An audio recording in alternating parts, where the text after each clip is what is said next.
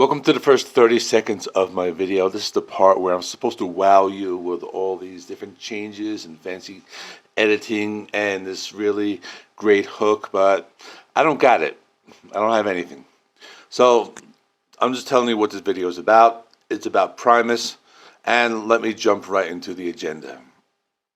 Number one, the origin of Primus. Number two, the story of John the Fisherman. Number three, the story of Too Many Puppies. Number four, the story of Frizzle Fry. Number five, Frizzle Fry, track by track.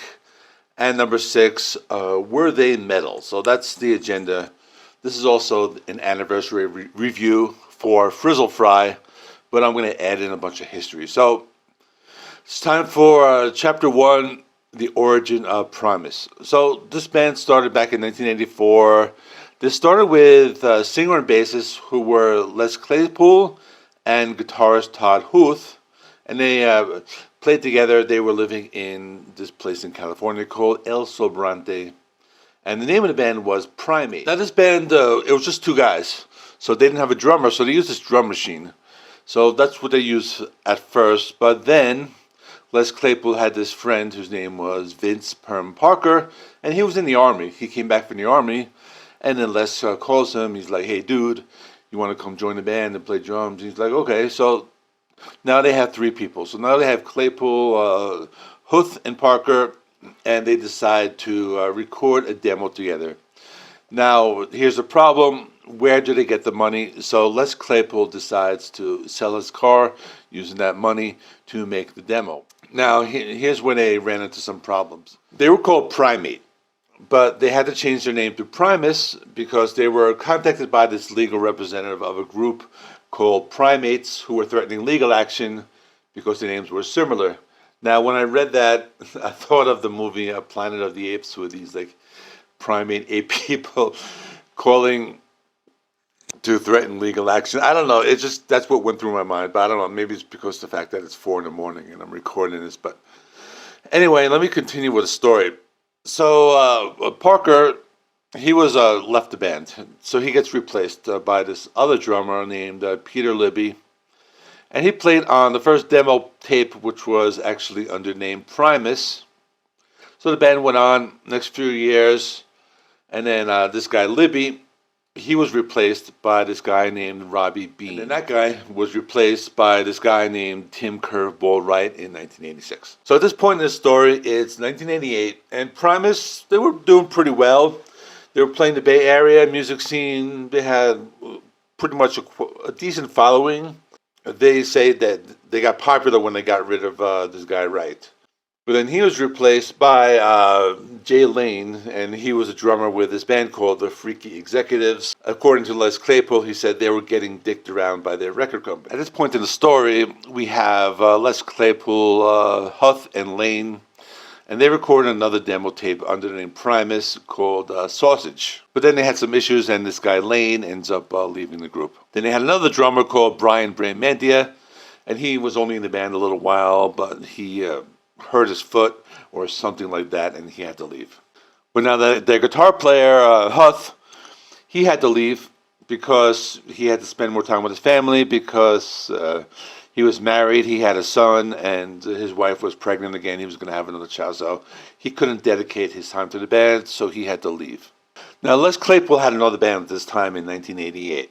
According to him, he called it Moonlighting. He played bass for his former band called Blind Illusion, and this one featured Larry LaLonde, who is going to be coming into Primus in a minute in the story. So this guy, Larry LaLonde, he was actually a guitar player, or he is a guitar player, and he was a metal guy. So he played with the band Possessed. He was a student of Joe Satriani, and he was actually one of Les Claypool's best friends. But these two, who were Larry LaLonde and Les Claypool, they were in Blind Illusion, and they recorded one album called The Sane Asylum. Well, those two left the band in 1988, and they wanted to dedicate more time to Primus, who were kind of on somewhat of a hiatus at that time. Now it's January 1989. Les Claypool and Larry LaLonde are joined by Tim Herb Alexander, who is the drummer from the Arizona-based group called Major Lingo. Now it's time for the band to record the band's first album called Suck on This, But this is not a studio album. It's actually a live album, which was taken from 2 of their concerts played at Berkeley Square. So a lot of people think Frizzle Fry is their first album. It's actually not. It's their first studio album, so considered their debut. But they have a live album. 1,000 records, and this was from a loan from Les Claypool's father. He just asked his dad for money. And then the band used the profits from this to make more pressings, and then they signed a deal with Rough Trade Records for nationwide distribution. So at this point, they're starting to get a little more traction. They're getting a little bigger. Now the band is sending copies of the album to college radio stations, and that's giving them a lot of airplay. So this way, the band is gaining a lot of traction. Now it's December of 1989. Primus decides to record their first studio album called Frizzle Fry, and this is self-funded with the profits from the sales of Suck on This. Then in 1990, the band signed a 1-album deal with Caroline Records to release Frizzle Fry on the condition that Caroline also obtained the rights to reissue Suck on This. Okay, now it's time for Chapter 2. I kind of spent a long time on the history, but I thought it was important. But Chapter 2 is going to be about John the Fisherman. I'm going to be going a little faster now. It's their debut single.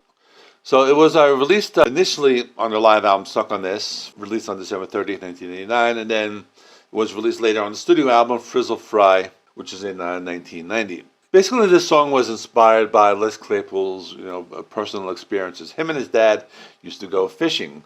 So for that reason, if you are a fan of Primus, you're going to notice that there are a series of songs called the Fisherman's Chronicles.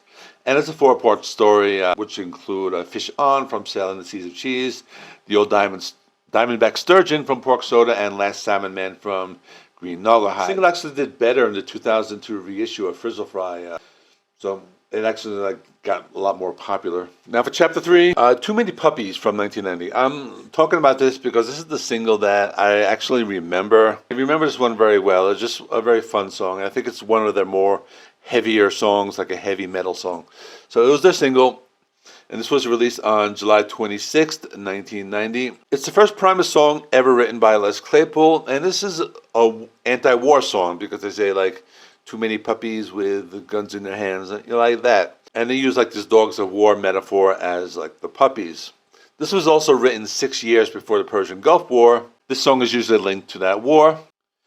This is in a music video. I think I remember watching it on Headbangers Ball at one point, but according to my research, it didn't really get a lot of airplay. And this is also one of the songs that Primus has been playing live since the beginning. Okay, now it's time to talk about Frizzle Fry, which was released on February 7th, 1990 through Caroline Records. It's now celebrating 30 years. This is the point of my video. I know I'm just starting to get into it. I'm 10 minutes into this video. But anyway, this was a self-financed album because they used the money from their preceding live album called Suck on This. So this is one of those albums that they classified as funk metal or alternative metal. But Primus, you can't really put them in one particular genre, one particular box. They were their own thing. There's no other bands that sounded like Primus, and still no other bands that sound like Primus. But just for the purposes of this video, just to create a conversation, I say, were they metal? And I'll get to that in a minute. But it was produced by Primus and Matt Weininger and recorded at Different Verse Studios in San Francisco in December 1989. And according to Les Claypool, he says this is probably one of the most important albums for the band. And actually, he says this is actually his favorite Primus album. There were some parts for the previous guitarist, Todd Huth, that were written, but guitarist Larry LaLonde actually played these parts, but he didn't write the guitar parts because they were already written.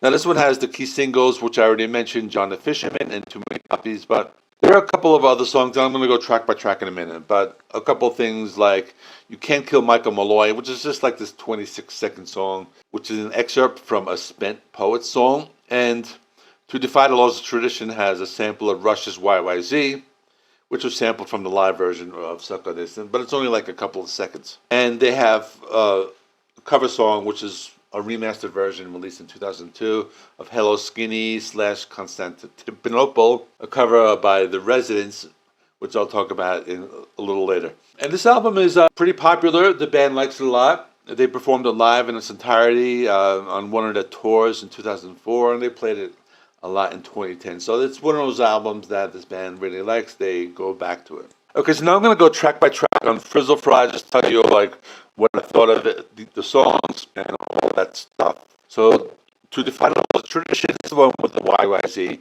in the beginning, and then it has this like bass solo with a funky bass, funky guitar playing, and I thought it was funny because they make reference to the "I'm Just a Bill" song from Schoolhouse Rock, and it's just one of those weird songs. It's very trippy, has this interlude section, followed by Groundhog's Day with these funky bass lines and psychedelic guitar parts, and it's kind of like this jazzy song. And this is followed by Too Many Puppies, which I talked about. But there's another song that wasn't released as a single, but I think it's one that I remember a lot, and I think it's something that people know a lot, called Mr. Know-It-All. This is just one of those songs that has always stuck in my head. It has this funky bass line, this cool melody, and they alternate between the vocals and the instrumentation. And it just has a lot of like these weird bass solos, and some of the guitar riffs are very heavy. And it has this very memorable line. This is always stuck in my head. They call me Mr. Know-It-All, I am so eloquent. Perfection is my middle name, and whatever rhymes with eloquent. I don't know, that has always stuck in my head. So anyway, the next song is called Frizzle Fry. This is like this desert rock stoner song. It has a slow pace, trippy guitars, and pretty cool drumming with that tribal drumming. Then John the Fisherman, which I talked about, and You Can't Kill Michael Malloy. I talked about that. Just 26 seconds of like carnival music. The toys go winding down. This one's pretty cool. It has this like psychedelic rock influences and this funky vibe. They do these isolated drums in the second half, and it sounds like they're playing a cello at one point. Then there's Pudding Time, which is a funky bass guitar and rock funky song, something like that. And they recite the Humpty Dumpty fairy tale in the lyrics. For some reason, I don't know why, they just do. Then another short song, Sathington Willoughby, like 26 seconds. Then the song called Spaghetti Western. Pretty cool drum intro, lots of guitar feedback with distorted bass, and it's about being unemployed.